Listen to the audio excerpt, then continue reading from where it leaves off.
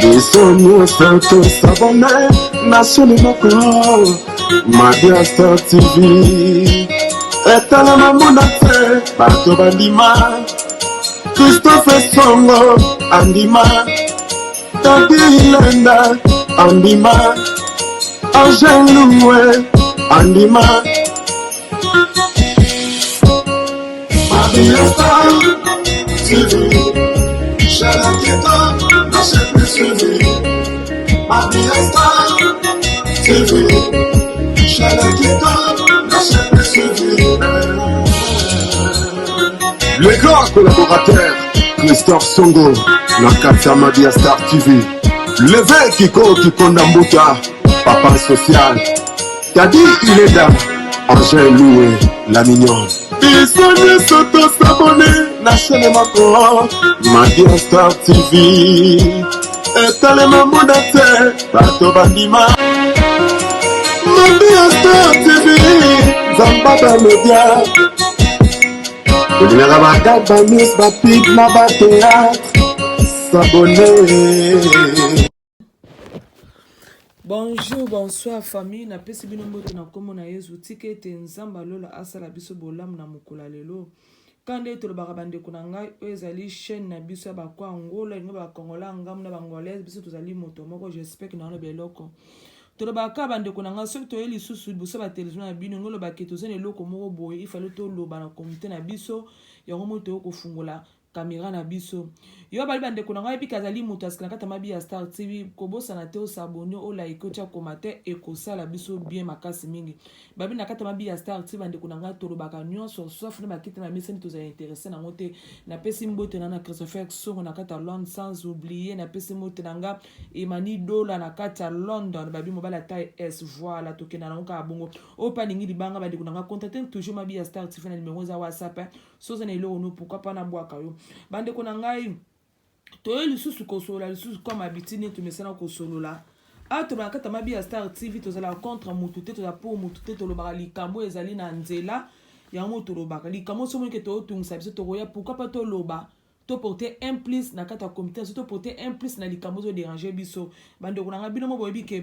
likambo oyo ezolekela biso pana ndeko na biso Karine Mokonzi to peso mbo to place ozali yango to kosolola lelo mingi bandeko na nga to kosolola pana Karine Mokonzi te pa mate Karine Mokonzi aza déjà mukolo tozo sola popo pana mwana na ye yango moto yo sola awa toza na fan ne moko abengi biso bandeko na nga boko yo kaya koloba asala kana social kota bana aibi ma mingi domaine kota bana dona moi muki azana ngo bandeko na nga ako expliquer biso danger nini mona Karine azana ngo biso kaka ba mikolo toza nzinga Karine tozo tela kama Karine mais pourtant mona Karine azana maboko mona na pas à danger mais le que na continuer mingi na pesa ndeko na nga mbote.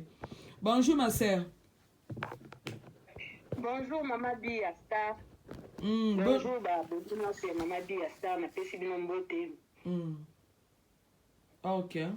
Merci beaucoup ndeko na nga na sepeli kozwa na mokola lelo tellement que bino bata misala bata full time kozwa bino boye eza facile ya kotika tana yo ya ko expliquer biso na ngaki normal to sala émission biso mibale pamba te yo sala ka mingi côté ya bana osala côté ya bana yango mona yo solo pa na makambo oyo etali nde na biso Karine Mokonzi na te sozo mona na ba réseaux sociaux ma sœur.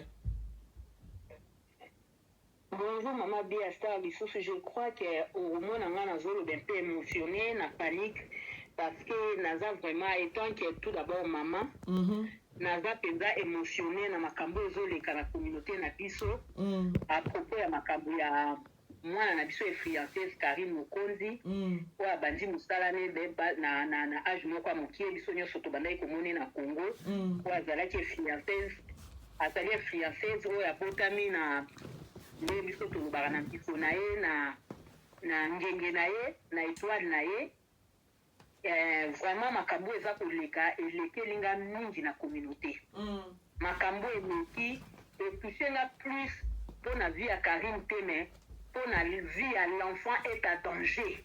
Ah bon?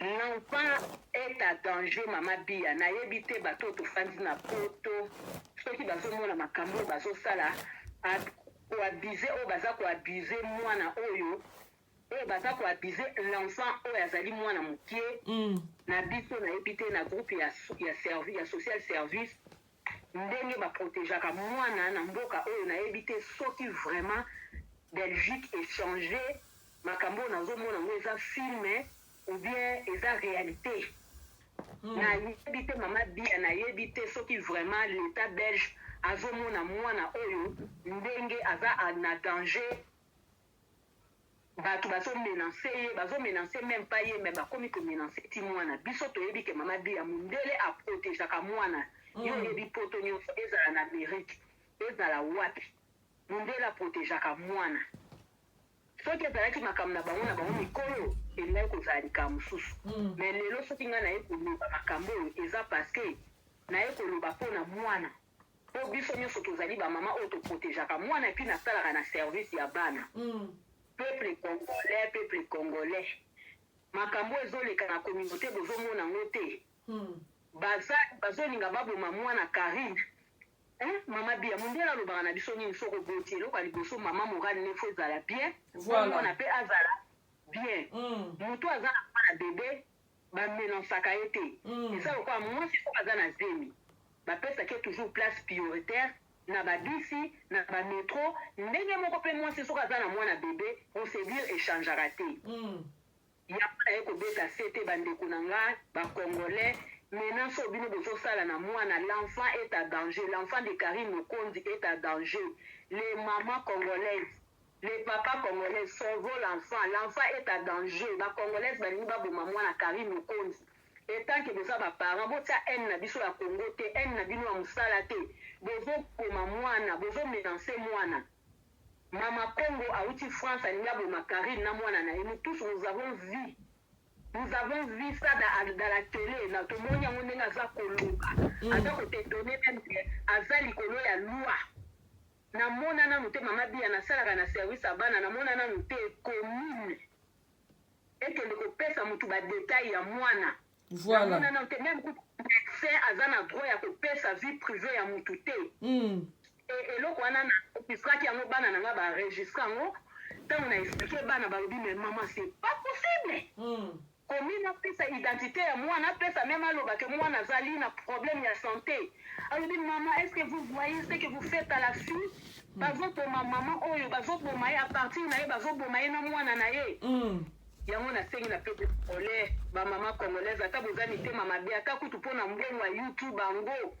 nayebi ke bokomi mitema mabe kaka mpo na mbongo ya youtube botika mwana wana bopesa mwana wana chance à vivre bopesa bebe ya Karine Mokonzi chance à vivre nazoloba etanke mama poza mitema makasi bondenge nini bopesa mwana wana chance abokola mwana na ye elle n'est pas rwandaise elle n'est pas notre ennemi aza ndeko na biso congolaise bamama nasengi na bino botika mitema mabe mbongo esilaka te mbongo esilaka te likolo ya mbongo bato bokomi na mitema bondoki na bino mpe bato bozokende okota na bachaine mpo bosoutenir bato wana mama bia sikoyo mama lina tuna sikoyo bato ya Belgique kuna baza na protection mpo na bana te mpo matete toomona makambo makongo azosala ezokola bise oyo tolobaka mpo na mwana Karine bemiso azosala mwana oyo neti kaka kangake boye dra boye ngongo na ye ekokangama biloko tusi azolobana lete kosalaka na service wana asema moyen eza te ke bachino mpe bazolanda biso awa ke komotive bato basala plainte contre mama kongo ndenge azomaltraite neti mwana wana azotraumatize Karine apartir ya Karine mpe mwana mpe azozala mpe bien te nayeti soki oloba ide nini okopesa biso ete kosala bastratégie nini okobimisa na moma oyo mpo te na ngambo mpe bachino mpe bayeba mpe ke stratégie biso tokosala eza bo eza opa neti bawabimisa ndenge bazoexpose mwana. En tout cas, stratégie nga na opesa kaka koloba ke likambo bango basali bazomona danger nango te et je ne crois pas penza ke l'information au moins mwasi wana azopesa ke okomi na lobi boye police alobi boye moi je sais tina suka nde tokokota kolandela makambo yango parce que nga na explikaki mpe bana na nga mikolo oyo mosu auti osilisa université alobi mama nous avons droit d'écrire des lettres tokoki même soki tozwi adresse ya commune oyo bango bazali na protection ya enfant mwana nga apesaki nga nini moko terme moko boye ya protection ya l'enfant alobi parce que moi ce n'est pas possible et puis na ndenge ya service oyo ya bana nga nayebi ke na basi mingi toyambaka oyo bazalaka traumatisé na makambo ya bana tamusu bazoluka baboma mobali aoluka boma ye na bana obie bongo bazala na bitidi moko mwana bazoprotege mwana akomofinika mwana badrapo azobanga azoprotege mwana ye azomona kaka bazwa mwana foto azomona kaka baotie mwana embeli yango wana soki otali position ya fi wana agissement ezozala bongo azobanga tala meme soki azosala balife na ye soki aza na mwana ye tala ndenge aprotegeaka mwana donc omona eza tranquille te akomi déjà traumatisé mais ye moko azoyeba te ke eloko akomi nango il fallait eloko kaka mwana ana sali erreur il fallait akende déjà depuis longtemps mais il n'est pas trop tard parce que baépreuve ezali il fallait akende depuis longtemps ye na bandeko na ye koloba déjà kopesa rapport na police na commune eloko kaka ye asali mais je vous jure au nom de grand Dieu acte kaka mwana mwasi wana asali baye komenanse mwasi awuti kobota azopesa mwana aza nanu na protection aza nanu koprotege mwana na ye aza nanu na sous garde ya mwana na ye aza bebe moins d'1 année arto baye komenanse ye on ne sait jamais soki bayaki na bacrimogène soki bayaki na bambeli position bango bayaki gloire à Dieu parce que mwana wana abimaki te soki abimaki obien ndenge azalaka ye mosu azosala life na ye finiki mwana na ye oyebi combien de fois balingai baboma ye na mwana na ye tomoni bamokoye na service social baninga baye bakoteli motu boye batie mbeli bafiniki mais nanu namona te eloko nga na koluka mpe analandela bien biso tokolandela etanke bafane na plainte na biso problème biso tokozala nango na commune na police parce que mwana na nga aregistraki place mwasi wana alobi ayebisaki police alobi na ye kende na ndako wana me kosala mobulu te je n'ai jamais vu ça mama bia ezalaka te nasali bambula ya ebele na poto mutu poto voisine po aya na ndako ya mutu na poto ifo abenga yo ifo ayebisa yo nanu namona te bino boye koporte mutu plainte tokende na ndenge mayele boye koporte plainte oyo bozali na problème mbila yebi déjà tension ya plainte eza déjà bato mibale oyo baza koyokana te baa na corps moko te tokende nango na sagesse ye mama kongo alobi ke aza moto ya mayele ndenge ayaka koinfluence Karim ndenge ayaka komenonce ye ndenge ayaka koaccuse ye baza groupe bango na bapingila na baoyo ya Londres azalaka na Londres baraisa baza ebele bavideo wana nyonso en tout cas je remercie le bon Dieu parce que lobi mwana nga sali mosala atie bavideo wana oyebi ke na kambo oyebi bana biso apoto bazala na tante me makambo asali abandi azwi bavideo oyo ya Londres azwi bavideo abi mama omoni meme ti nde bazwaka bazwi tati bazokosa lokola mwana aza te abi eza grand problème je vous jure bato wana bakozala na problème monene alobi c'est normal la fille peut-être qu'elle n'est pas durée à l'Europe azoyeba pena badanger oyo bango oyo batie ye te azoyeba pe te ke makambo oyo bazosala ne baabuse ye déjà sans ke ya yeba bobebisa identité ya mwana bebe bopesa mwana bakombo ntango nazoyepuke mwana nga na lingala nga abi babengaka mwana wana stati babengaki bebe silicone mais mon fils il tombait. L'enfant, maman, même si bazala ba polémique, mais pas la vie de l'enfant. Moi, on a tout à banjo gagne la ngalo. Maman, faites quelque chose, faut que vous faites. Votre communauté, c'est comment vous vivez. Sauvons l'enfant. Moi, on a banjo la maman bien. Et puis, finalement, maman, il va pas défendre la bana. Moi, on a tout fait, bazo pour ma fille, on a balingi pas pour mena moi na maman. Bazo démoraliser, ba pour mailler. Bazo pour maman, on a sauver moi na. Il cette communauté, on va sauver moi na. siko mpona kosusa likambo mami na ngai stratégie nini Karine moko nakoki kosala na bafani mosusu ete kozali mama sociale stratégie nakokosala mpona kosala lettre baporte mpe plainte na ndenge mama kongo azoloba mpe mpona mwana Karine stratégie tokokosala ezakokoma makongo te eza meme babengaka ngo conspiration loba mama conspiration eza plus grave na niveau ya procédure mwana ngai yebisi nga na prison omoni motu oyo baza mutu azomenase mutu ata mutu moko nayoka bakate mo tete na ye na prison oyebi ke ezalaka mokie ke bato baza groupe osali groupe moko bozomenase mutu babenga yango conspiration bango bazosala bazosala conspiration bosangani boboma mutu mais c'est plus grave Et puis, vous savez, l'enfant est à danger. Vous abuser la vie à l'enfant, maman Bia. Bébé, si vie à moi, peut-être que toi, tu t'appelles bébé silicone. On t'appelait bébé silicone, maman Bia, congolaise. Ma maman congolaise botika mitema mabe bino bozala bino bafani bozoke no supporter bato bazotala base na bango bazwa mbongo na bango bakotisa baview na bango na kombo ya Karim mais botika mwana bamama bomema ba 9 mwana libumu na bino bomoni elongi ya maternité botika mwana sauve l'enfant de Karim Mokonzi. L'enfant est à danger, l'enfant est à danger. Karim n'est pas criminel. Elle est notre terre congolaise, elle est influenceuse. Pourquoi vous alludiez Karim comme ça? Laissez la vie de l'enfant. L'enfant de Karim est à danger. Peuple congolais, je vous supplie, sauvons l'enfant de Karim est à danger. Les youtubeurs, Baliniba Boma na Karim, toutes les influenceuses jalouses, Baliniba Boma les bébés de Karim, ils veulent tuer l'enfant. Elle menace l'enfant, l'enfant est à danger. Peuple congolais, réveillons-nous. Sauvons l'enfant. Sauvons bébé Agneta qui coule, l'enfant de Karim. L'enfant est à danger. En tout cas, bande konanga bino bozolanda moni makambu oyo tozoloba awa tozoloba ngote ke opana kokotela Karim no biso tozotala kaya mwana tozotela mipa nikala mwana ndende kona biso ya mwasa utoloba maso utoloba abande konanga il faut to sala paix et faut to sala lettre toko biso peut to vérifier et sika nini ba mama Congo ba keneki porter plainte za la commune nini bino pipo koyo ko sala ngo pipo bozala nzinga wana oleke to lobaka kaka be oleke botika Karim Mokonzi alobaka ame makambo makongo azosa bande konanga ezalaka te ata muke surtout pona mwana eteke pona mwana ndenge azo abiser ba comme on se ko porter plainte de ko ba ke plainte likolo a plainte mais to vandi wana kaka wana bande musu bosunga Karim te eza malamu mingi te biso to lobela likambo ya mwana pona protection ya mwana mama social continue na yo Makamuna ba influencer des talibisoté, mais la vie de l'enfant est à danger. Vous menacez l'enfant, vous abusez sur la vie de l'enfant, de son bébé. L'enfant est innocent. Cet enfant ne mérite pas toutes ces insultes. Elle ne mérite pas toutes ces humiliations que vous faites à la télé. Vous êtes des femmes ou vous êtes des idiotes. Vous êtes des femmes ou vous êtes des stériles. Pourquoi vous abusez sur la vie d'un bébé? Sauvons la vie de l'enfant de Karim Mokonzi. Cet enfant est innocent. Elle ne mérite pas toutes ces humiliations. Elle ne mérite pas. Sauvons la vie de l'enfant. Même bino ba maman o bozo landa démission na bango bozo ke nokota bozo finga mwana nzamba komona bana na bino. Lobake boza na bana te, lobake bomema 9 mois te. Lobake Karim wana akota gina ba famille na bino asala ki bino mate.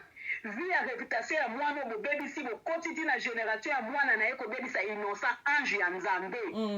Nzambe be ba kufa ase kwa kate. Mais soki Nzamba kufa ka se kwa ka mama Congo. Yo oza criminel ya mwasi. Oza sanguinaire. Omoni yo ndenge lo ba ko défendre la Congo. Oza vraiment criminel. Yo ndo bomaka ba Congolais. Yo ndo za na ba Rwandais zo ba tshaka ba poison na misapi na maboko na manzaka pona ko boma. Yango tomoni ndenge yaki na ndako ya Karim mpo boma mwana na ye. Position none lobeli na yo. Soko chante ezalaki kaka boma mwana wana, olinga ko boma mwana wana. Mama Congo, tu es une criminelle. Tu es sanguinaire. Laissez la vie de l'enfant. Laissez la vie de l'enfant. L'enfant est innocente, Mama Congo. Nous te supplions. Ici, c'est l'Europe. L'Europe n'est pas pour toi. Il ne faut pas faire vivre cette fille dans l'influence. Ce que tu fais est trafic d'influence. Laisse la vie de l'enfant de Karim en tranquillité. Laisse cet enfant grandir en tranquillité, en paix. Nous vous supplions de laisser la vie de l'enfant. Au nom de Dieu, laissez l'enfant de l'enfant. Laissez l'enfant vivre en paix. Maman sociale, nani ala baso nyoko moko boye. Cet enfant n'est pas prématuré. Et tu vas nous montrer des épreuves que toi tu as dit, la police t'a confirmé, la commune t'a confirmé que cet enfant est prématuré. Tu dois nous montrer les épreuves que la commune ou la police t'a dit. Ce que tu as fait, tu as abusé la vie de l'enfant. Tu as abusé devant les millions de personnes. Tu as abusé l'identité de l'enfant. Tu as abusé sa physique. Mama Congo, tu ne dépasses pas. Tu Tu n'es pas au-delà de tout. Ne te crois pas que c'est toi qui es intelligente. Ne te crois pas que c'est toi. Moi, je suis une maman congolaise. Hein. Mais peut-être il y aura personne qui va passer parler comme moi. Mais pour critiquer, vous serez la première à critiquer. Elle avait mal parlé. Elle a fait des gaffes. Je vais parler à et c'est un message éléqué. C'est un message éléqué. Le message au l'État belge. L'État belge protéger l'enfant de Karim Mokonde est en danger. Le bébé Arrêta qui coule est menacé par les réseaux sociaux à cause des jalousies, de sa maman. Parce que cette fille est la fille de la chance. Ces femmes, nous l'aimons. Nous l'aimons et elle ne nous force pas à la donner de l'argent. C'est nous-mêmes qui la donnons de l'argent. Personne ne nous force. On l'aime, on l'aimerait bien, toujours. C'est nous qui lui donnons l'argent. Comme moi, je suis fan. Si je vais la donner même 1 million, personne ne va m'arrêter. Ce n'est pas arnaquer quelqu'un. Si tu donnes quelqu'un l'argent dans ta volonté, ce n'est pas l'arnacation. Maman Congo, laisse-nous tranquille. Si tu es jalouse, toi aussi tu fais tes émissions et j'ai vu les gens te donnent aussi de l'argent. Si tu cherchais seulement que les gens te donnent l'argent comme Karim, jouez tes stratégies pour que tes fans te donnent aussi l'argent. Laissez l'enfant tranquille. N'amenez pas la vie d'un innocent dans vos robiches, dans vos stupidités. Allô maman social, nana loba boye. Est-ce que Karine Mokonde a connu qu'on ne peut pas socialité peut apporter plainte? A expliqué social makambo, non mais ça n'a droit. Il y a rolba qui de penser que tant total il est fait maman con le bien que ba pesa ki ba nina ya mona Karine kuta bota mai ku bona bo. No hôpital à mon côté ba ko pesa résultat moi na mute pas mute za la raté. No sa tuana ezaka ba gaf mama con ado ça. Et c'est Karine Mokonde a ko ko zo ba vidéo wana te ba partir na te ake na social. Ake porter plainte. Pas na moi na problème des procédures les a déjà nande tozolanda bémission procédure les a déjà na déjà maboko ya avocat. Karine Bouba sort aussi. Elle était seulement gentille avec ses collègues. Ce qu'elle a fait, l'histoire a pris du temps parce qu'elle ne voulait pas amener la vie de ses collègues dure. Elle voyait que c'était ses amis, mais quand elle a commencé de menacer son enfant, et menacer sa vie, c'est là que l'histoire maintenant est devenue, elle a pris ça au sérieux. Avant, elle croyait que seulement que, oh non, nous sommes des collègues, c'est comme ça que ça se passe dans l'air jeu de YouTube. Mais après, on a compris que ce n'est plus le jeu de YouTube. Il y a des femmes youtubeuses qui sont venues, des nouvelles femmes, des vieilles femmes qui sont venues rentrer dans l'histoire de YouTube, qui n'ont jamais étudié ils n'ont jamais étudié la journalisme comme ça. Ils ont venu chercher leur argent à cause des vues.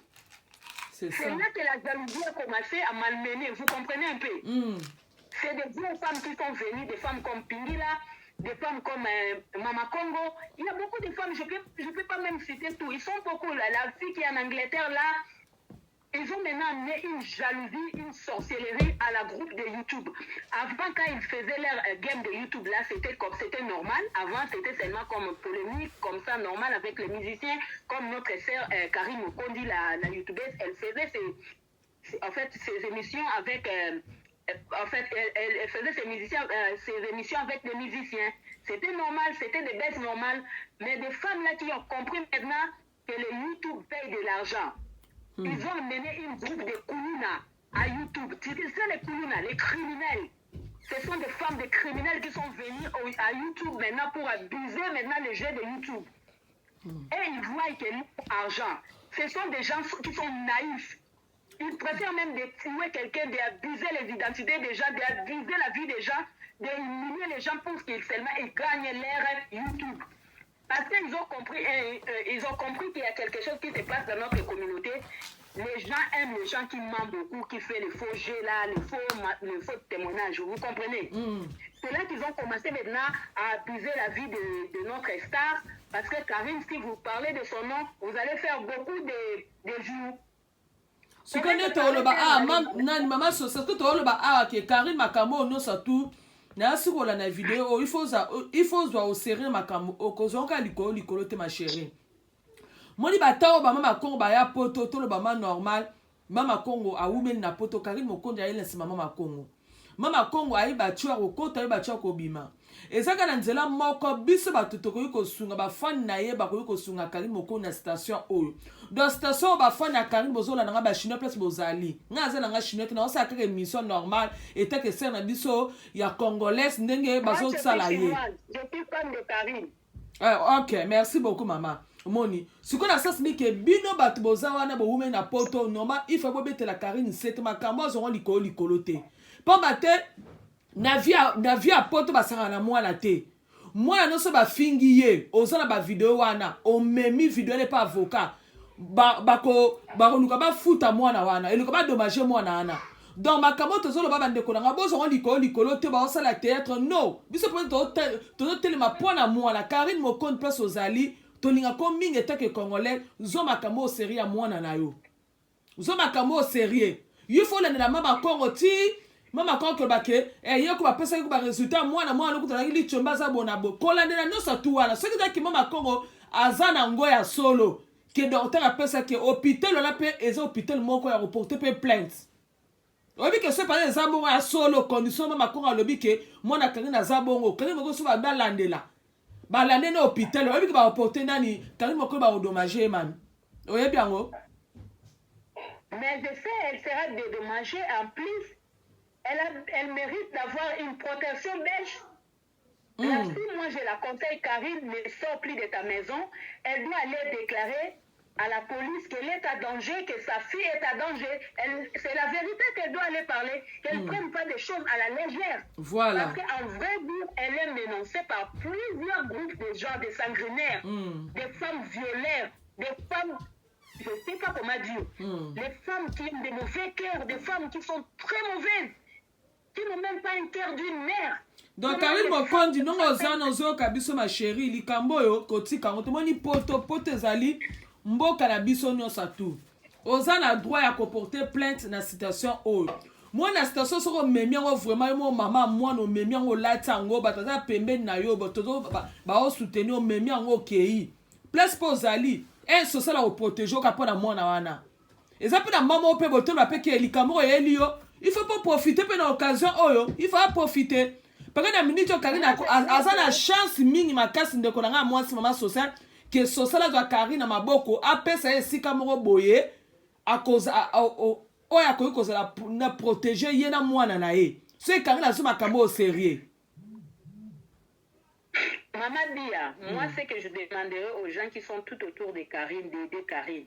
Karine c'est une française, mais en vrai dur, Karine n'a pas trop d'expérience en Europe. On doit le dire la vérité. Mami, le bana la lingala est à moi la lingala bien le bana moi la lingala. Karine Azali est fiancée na biso to lingake mingi. Elle c'est une fille très gentille, c'est une fille, moi je l'appelle même, elle est innocente, elle est victime de la violence, elle est victime des insultes, elle est victime des jalousies des autres. Mais Karine doit vivre au sérieux.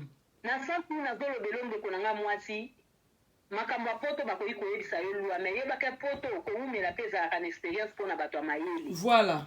Bato bazana bwanya pembeni na yo lokola ba mama Jackie, lokola ba mama Nicole, lokola ba papa Mia Tembo, pesa un peu lito ino lokola ba papa FMI, lokola ba mama Fashion, solo la plutôt na bano na yoka ba benga ko ba lila mams, bano babotani na poto bakoli na poto.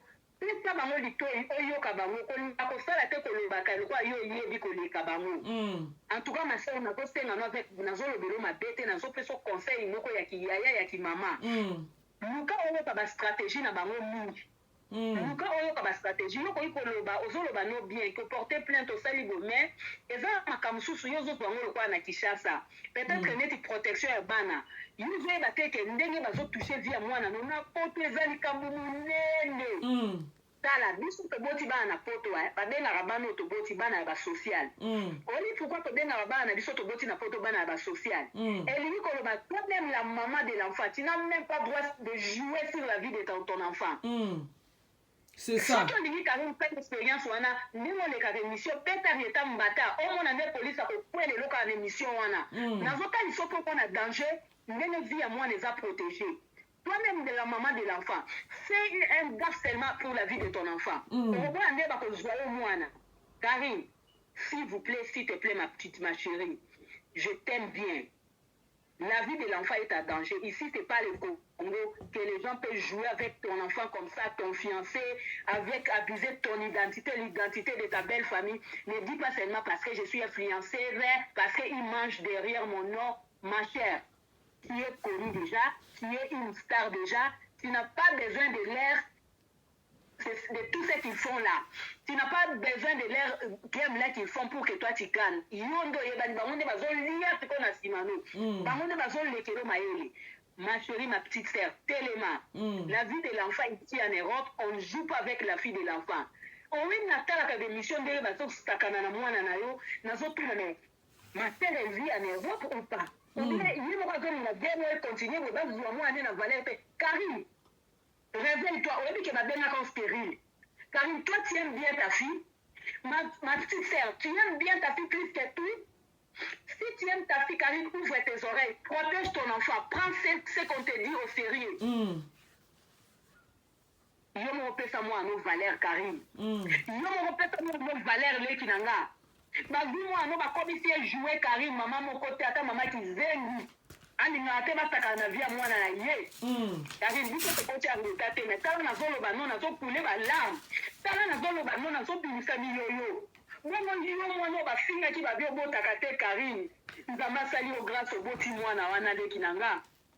Pourquoi zo tika tant ozala bande kono wana ba yebi lu apoto pourquoi Karim zo tika tant ba chaîne nyonso bazo abiser na mwana no bakomisi mwana ana lokola poupée bakomisi mwana ana lokola nounous lokola eloko ezanga tina Karim baofinga mwana no tie bembe Karim babinano bazofinga mwana no ebembe Karim na nayoka ofinga mwana moninga ebembe te Karim likola mbongo tala biso bayano nde tozolela Karim Téléma salaka likambo moko omoni nde balobaka filme moko elekaka Mama Bia mwasi moko totala libala oyo balobaki bato mingi batala filme wana bato apoto akala batala babenga yango jamais sans ma fille mwasi wana akendaki libala niokwamaki me ntango ekomaki na eyaki libala mo na Irak je crois ekomaki abima na frontière po abima na mwana c'était difficile mwasi wana azwaki bariske po alingaki kotika mwana te ayebaki eloko nini bakosala mwana na nsima te ntango azobima na libala azokende na mwana Karim talata filme wana Karim réveille-toi ton enfant est à danger. Ces gens, ce sont des criminels, ce sont des sanguinaires, Karim, ce sont des coulunaises. Les gens là qui sont entourés de toi, ce sont des coulunaises. Ce sont des gens qui sont Bomayo, Karim, Bomayo, Namouana, Keba. Atala la moto aye liboso ndako na poto ay komenace. Karim kozwango lipana kwanga te ce que Mama Congo a fait, c'est dangereux. Karim, c'est très dangereux, c'est la vie et la mort que tu as risqué. Nous sommes toujours bon Karim pose qui n'a pas nzamba protéger, nzamba maman n'a pas protégé au Karim. Mais même nzamba pas lobby. Msusu to pesa na mitindo na makamu susu. C'est ça. Yemo nzamba yebia za nzamba ya masekite. Karim nzambe mupatia loi na se yoko olongola loi o nzamba tia justice te Karim bakobisi mwana lokola lipapa bazo abize na vie ya mwana oyo nyonso kofungola chaîne na tie ko marieta atie bébé stati atie bébé silicone Karim tu sais l'importance de l'enfant. Vois un peu des avocats mona avocat ba yebisa importance ya mwana zwa ba filme nyonso wana pesa mo pa avocat bazwa interprète a interpréter ba rôle nyonso ba maman na bazosala o mona ndenga avocat ko yebisa yo Karim keba le fait ya kotika makambo mwana ekoki ko condamner yo moko nazo pesa message yo liboso ya l'état l'état ko ya ko tout depuis tout ce temps ton enfant était à danger tu étais où Karim protège ton enfant ozana o mayele ya kiyoutubese meta msusu experience makambo poto tozo kotso ya kati oyebi te mwana oyo eza Kinshasa te mwana azeli kopamba badetie na yaki ngani batiki mwana aza na avantage remake mwasi kutu azanga sa mokanda na poto sans papier mais à cause de l'enfant l'a protégé on l'a donné la maison bazopesa basocial azofuta ye mpo na mwana Karim mwana aza bijou na poto mwana aza diama aza plus que diama mwana aza eloko akosakana ne te na poto Karim bazosakana nobo baninga no bakomi kobaluka na nsima basalo makambo komi lokola lesbienne bazosala mpo na mwana yo papa epi s'il vous plaît mon papa S'il vous plaît, la vie de votre enfant est en danger. Regardez comment ils sont en train d'abuser la vie de votre enfant. Comment ils sont en train d'humilier votre enfant, de dénigrer l'enfant, de démoraliser la vie de l'enfant. Papa, pour le moment, on s'en mal. Tellement que nous porter plainte, nous sommes des témoins. Ceux qui ont des témoins qui sont à fan de Zali, ils sont tous les moi, on a expliqué, moi, on dit, maman, on va signer, je vais amener ça dans mon société, on va signer, tout le monde va signer parce que c'est pas normal. Car, papa, il vit au tel, ma peau, moi, on a sakani mingi. Basakani na bino mingi, balobi makambo ebele mingi, baimilie bino, mais moi, on a bino te, moi, on a za bijou na bino, za diamant na bino. Asa princesse au pesa qui n'a identité Karine. Moi, on a un rôle de princesse, on a joué pour ça, makambo. La vie de l'enfant. C'est la vie de l'enfant qui me fait pleurer, l'humiliation que cet enfant. Dans ce moment, est-ce que moi, nous, akola baba ndakotalisa makambo wana ndenge baimilie ndenge bakomisa estati ndenge bakomisa silicone kwani bato bamona bapsychologue mama c'est ça bainfirme nyonso bamama wana bainfirme nyonso bandoki ya bamama wana bolingi bokomisa mwana mpe infirme ekosimba to nom de Jésus bobebisi réputation ya mwana moins de 5 mois le bébé bobebisi réputation ya bébé ya nouveau-né est-ce que tozovivre na kingasani ya suka o mama dia tozovivre na wapi na Kinshasa o na Kinshasa o Karine toza na poto te Karine toza na poto bamama chinoise biso nyonso totelema toza na poto na bamboka mosusu basinyisaka compétition neti na Angleterre bapesaka papier moko bato nyonso bazosinye bato nyonso bazosinye na Belgique bapesaka compétition individuelle nini pardon babenga yango nini tala ati eleki nakomi kutu koloba na nini comment on appelle nini oyo basinyaka o nini na bosse comme un papier pétition pétition voilà bapesaka moko na Angleterre bato basinye bato bazosinye eloko mwana mwasi alobaki pa mama fashion c'est vrai elle avait bien dit la fille là elle avait dit elle peut écrire une lettre akomi kaka eloko moko alobi que l'enfant est menacé l'enfant est en danger moto nyonso azosinye kaka na adresse na ye esalamaka bongo me nayebi te pourquoi kuna balobaki yango différent fo mutu na mutu akoma non te mutu eza mutu akoma te ezala mutu akomi bato so bazosinye message moko mutu akotanga bakosala message moko badistribue yango plusieurs fois bamultiplie yango pardon l'essentiel message est passé bébé arrêta et humilié est à danger et menacé à mort ale batie mutu file kombo na yo file adresse na yo a numéro ya téléphone na yo ozo comprendre ezala bongo nayebi te nde nini ezoleka makambo na bango nde bazosala pétition na bango na juge yango te mais je sais pas ngai nayebi ke pétition mosusu ezalaka bongo bakomi kaka baphrase déjà eza note bato nyonso bazosinye ndenge mwana wana nalandaki na émission mama fashion alobaki apesaki une bonne idée ata zozwazwi yango akosala nango nini zozwa kosinye te mpo maloba eza contre bango bato bakosinye yango eza bato bazosupporte Karine lokola biso na bato baza na kere ya kotika te ke mwana azala abusé ndenge bazoabusé sur la vie de l'enfant. Même les blancs, on peut leur expliquer, ils peuvent lire en français ou en anglais, ils peuvent faire ça en anglais, en français. Bati ndeli ba papa kini kuna na Amérique, bati ndeli ba mboka kuna na Canada, bati yango na anglais, biso awa bato ya français, to signer pe na français, ba salisi yango nyonso ba kotisi yango. Moi na yebi te pétition yango ndeli bango bazosalela yango kuna. Non mais ezala bongo. Pétition mutute mais tozopesa na kaka ba idée. Et puis procès mosusu ezali procédure mosusu ezalaka, to se réunir, to kotisi demande na mairie.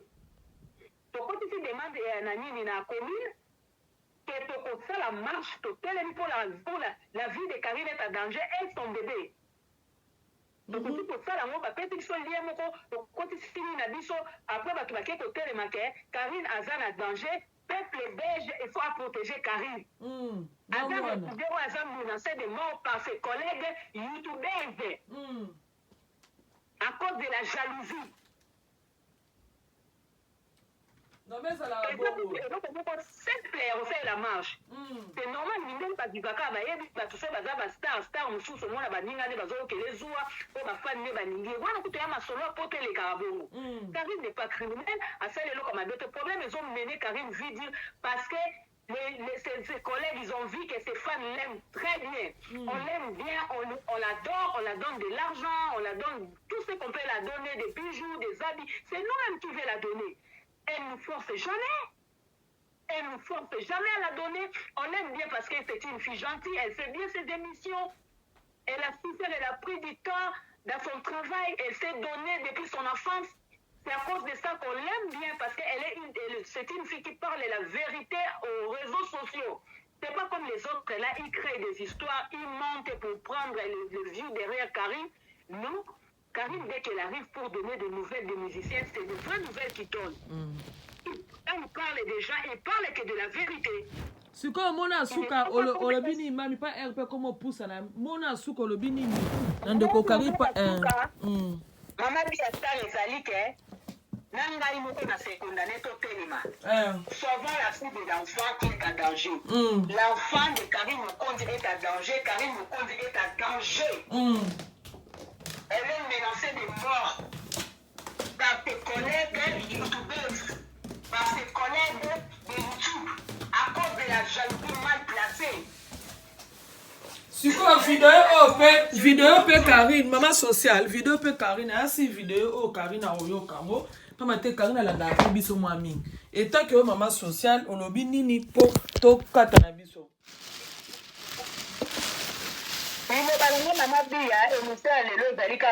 Je vous supplie de maman, tous les mamans du monde, sauvons la vie de l'enfant de Karine Mokonzi. Sauvons la vie de cet enfant qui est menacé de mort, qui est menacé des insultes, qui est menacé dans toutes les façons à réseaux sociaux, qui est devenu un objet dans les réseaux sociaux à cause de la jalousie mal placée. Sauvons la vie de l'enfant et sauvons la vie de notre sœur qui est menacée, Karine Mokonzi. Karine, elle est menacée de mort par les youtubeurs et ses collègues à cause de la jalousie. Merci beaucoup, maman. Nous voulons de sauver la vie de l'enfant. S'il vous plaît, les parents, les mamans, la population congolaise, sauvons la vie de l'enfant de Karine qui est en danger. Sauvons la vie de Areta, bébé Areta est en danger, menacé de mort par Maman Congo qui était venue menacer l'enfant devant la porte de la maison de sa maman.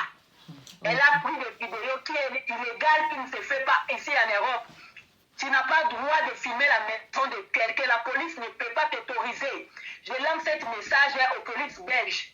La fille a déclaré, Nadia, elle a déclaré que c'est vous, la police belge, qui l'avez donné l'autorisation de filmer, de faire le contre-loi dans la maison de Karine Mokonzi.